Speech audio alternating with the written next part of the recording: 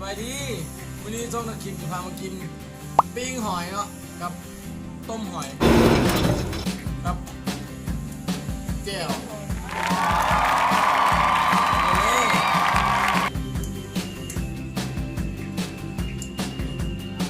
เอาเฮ็ดน้อยๆเนาะเอาเฮ็ดใหญ่ย่ามันเปลืองเนาะ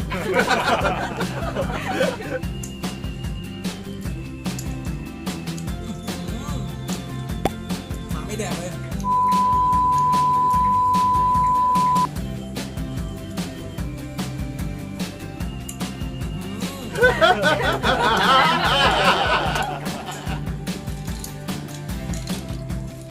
นี่หอยมันจะตัวใหญ่เลยนี่ตัวใหญ่เริ่มหอย